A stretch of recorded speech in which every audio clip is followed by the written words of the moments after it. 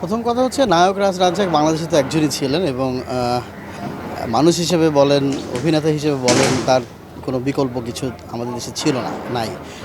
একজন গার্জিয়ান হিসেবে যদি বলেন তাহলে আজকে খুব অনুধাবন করছি নায়ক রাজ রাজ্জাককে বা ওনাদের সাথে যারা ছিলেন সেই সময়কার চলচ্চিত্র অভিনয় শিল্পী নির্মাতাদের। আজকে চলচ্চিত্র আসলে গার্জিয়ান শূন্য হয়ে গেছে। এই মুহূর্তে যে কথাটা বললাম গার্জিয়ান শূন্য হয়ে গেছে, তো এটার জন্য আসলে আমাদেরই প্রয়োজন তাদেরকে ধরে রাখা।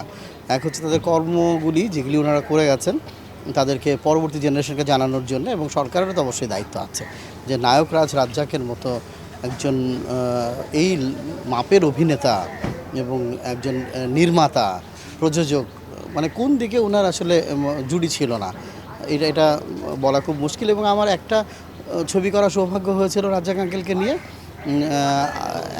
আকাশ ছোঁয়া ভালোবাসা, এবং আমি তখন দেখেছি ওনাকে নিয়ে যখন কাজ করেছি উনি তখন একজন নির্মাতার অভিনেতা হয়ে যেতেন এবং কাজ করতে করতে অনেক কিছু শিখেছিও। এই যে একজন নির্মাতার অভিনেতা হওয়া, এটা কিন্তু এখনকার যারা অভিনয় শিল্পী আছে তাদের জানা দরকার। এবং এই যে জানানোর যে একটা ব্যবস্থা এবং এই যে